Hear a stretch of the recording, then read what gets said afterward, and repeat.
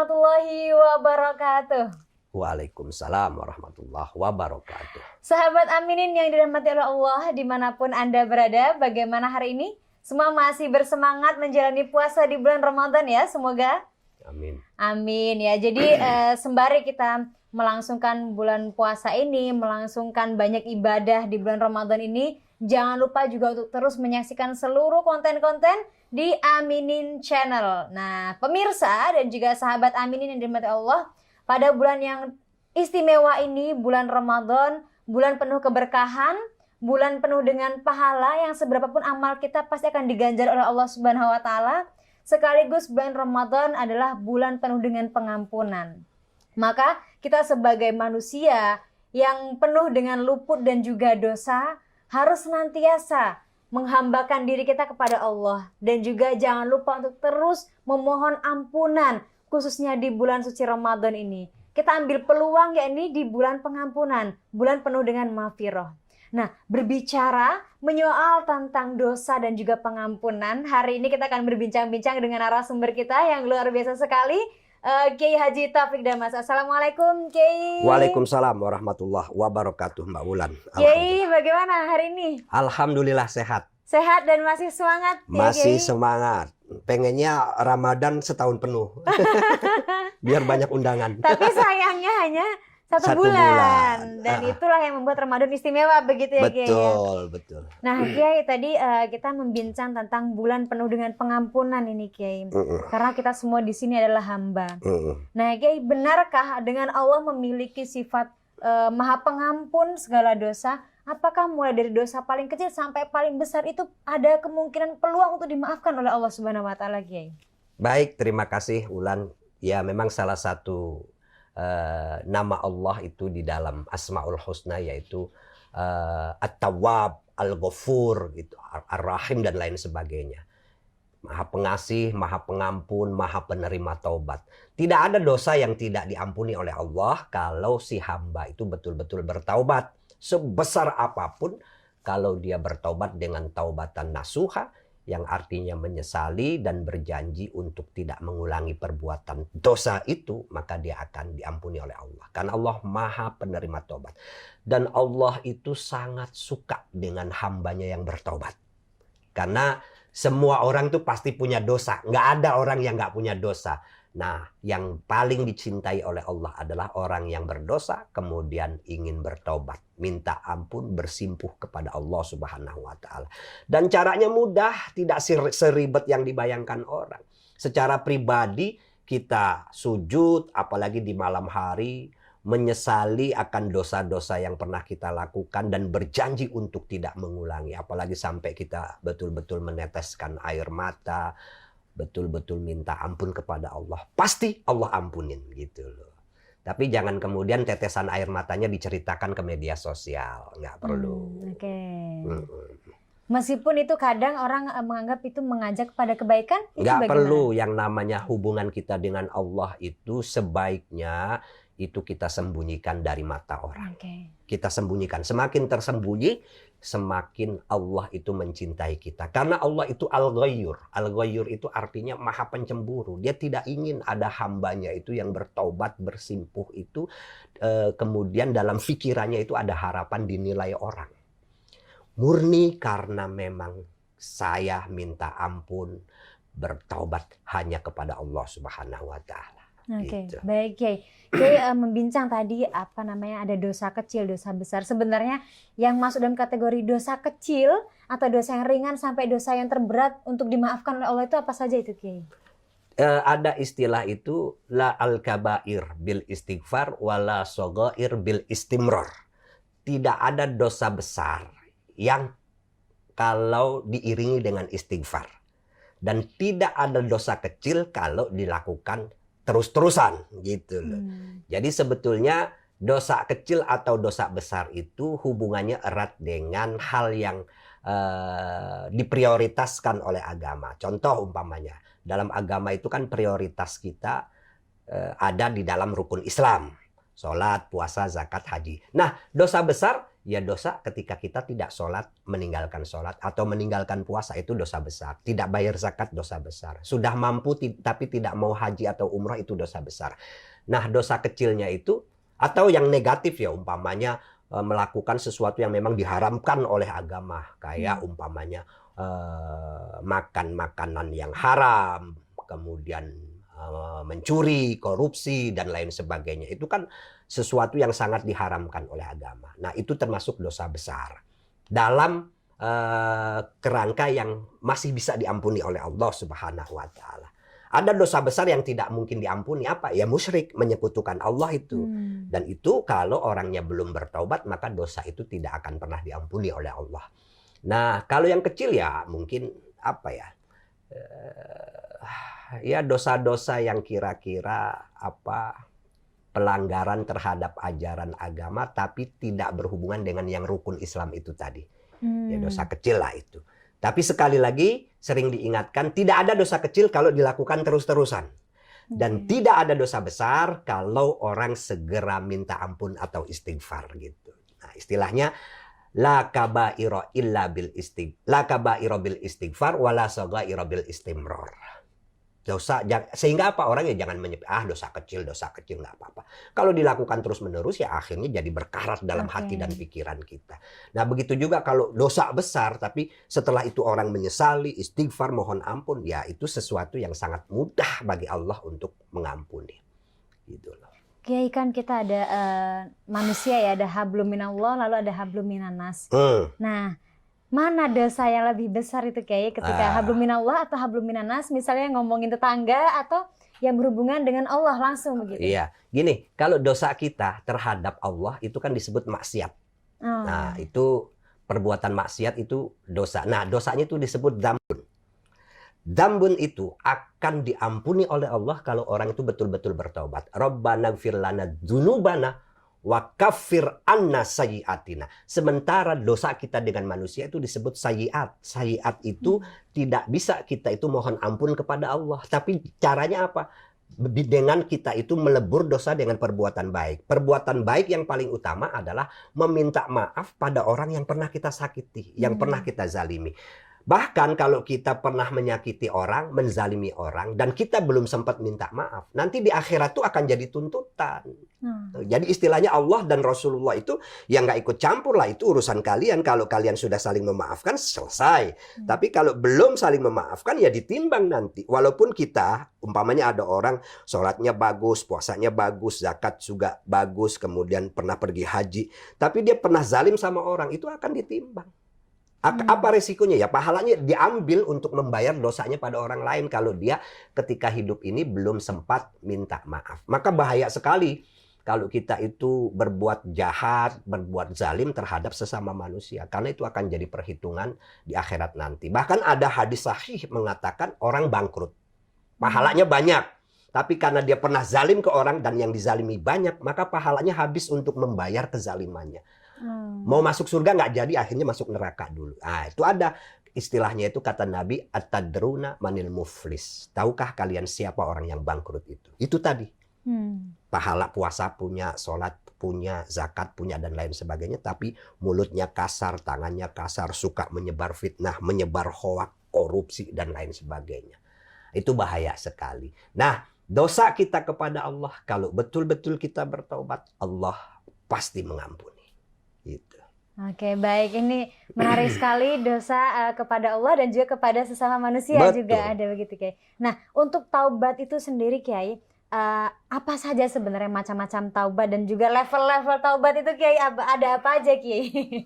Ya, yang jelas taubat itu kan menyesali perbuatan yang salah, perbuatan yang melahirkan dosa, yang kemudian berjanji untuk tidak mengulangi. Nah, kalau soal tingkatan taubat ada nggak? Ada. Tapi ini dalam kajian lebih tinggi, dalam kajian kesufian. Taubat itu ada grade-nya. Grade pertama itu taubatnya orang awam umpamanya. Ya, dari bagaimana taubatnya? Ya, taubat dari dosa-dosa yang pernah dia lakukan. Tadinya nggak sholat, tadinya mabuk, tadinya penjudi, berzina, dan lain sebagainya. Ya, dia taubat dari semua itu. Meninggalkan itu semua gitu loh. Jadi sholat, tidak berjudi, tidak mabuk, dan lain sebagainya. Itu taubatnya orang awam. Yang kedua itu taubatnya ulama. Bagaimana taubatnya ulama? Taubat dari lupa pada Allah. Jadi kalau ulama lupa sama Allah itu udah dosa. Maka ulama yang betul-betul ulama, dia lupa sama Allah itu udah menganggap sudah dosa. Maka dia harus kembali mengingat Allah. Gitu loh. Jadi taubat dari lupa pada Allah. Dan yang ketiga itu taubatnya orang khusus atau kaum sufi. Dari apa? Dari merasa ada. Merasa ada itu sudah dosa bagi kaum sufi. Karena pada level tertentu, pada level spiritual, level kesufian, yang ada hanya Allah. Saya tidak ada gitu loh.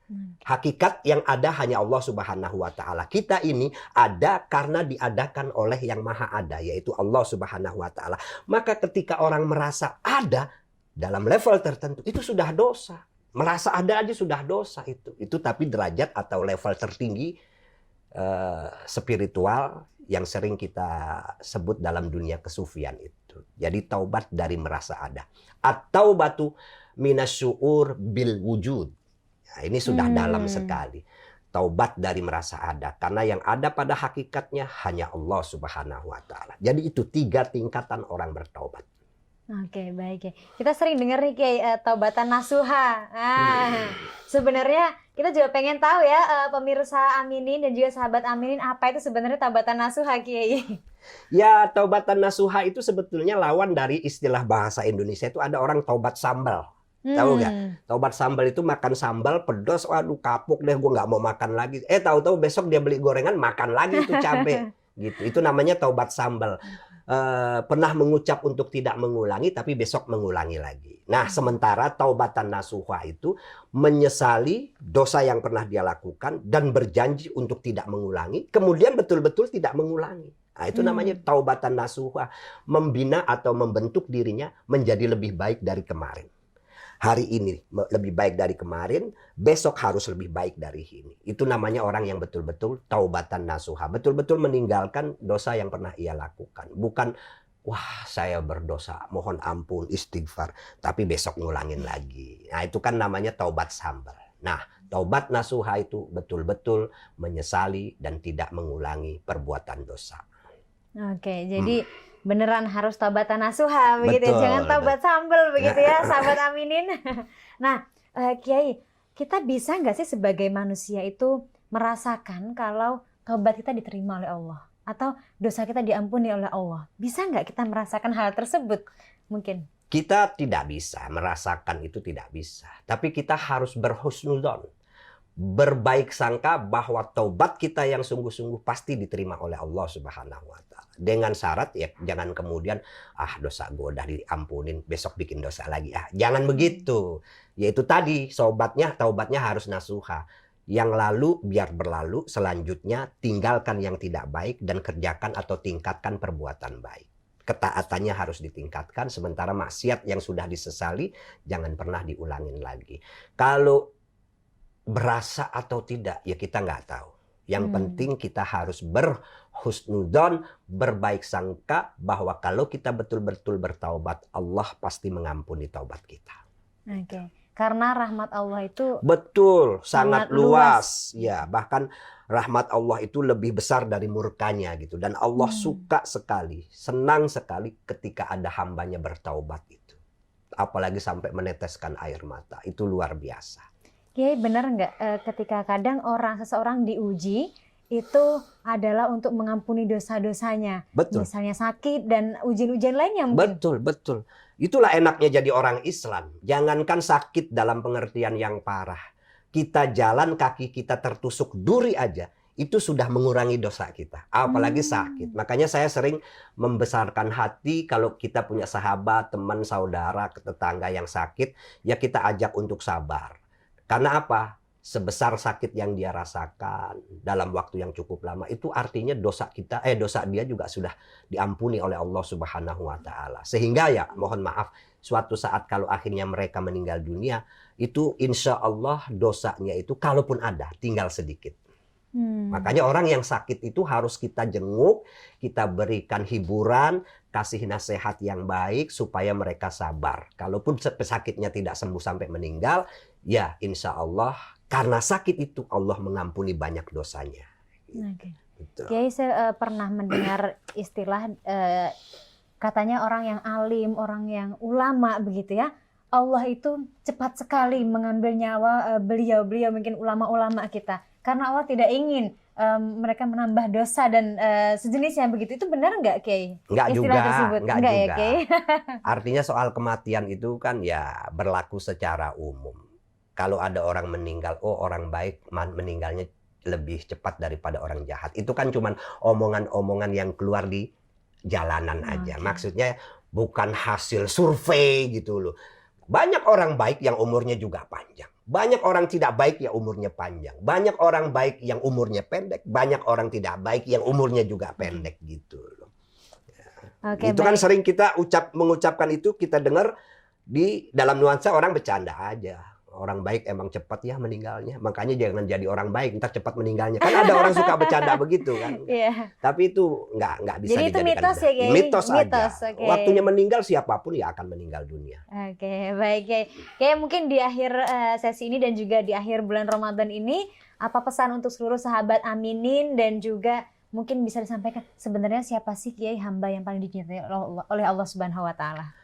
Baik, pemirsa Aminin dimanapun Anda berada, saya kalau diminta untuk berpesan di momen bulan Ramadan ini, mari sama-sama kita itu menghayati ajaran agama, apapun dalam bentuk perintah dan larangan semuanya itu, wabil khusus puasa, kita hayati sebagai jalan spiritual. Saat dimana kita itu mengoreksi diri, introspeksi dan lain sebagainya. Karena memang sebetulnya agama itu diajarkan oleh Allah dan Rasulullah kepada kita untuk memperbaiki diri kita.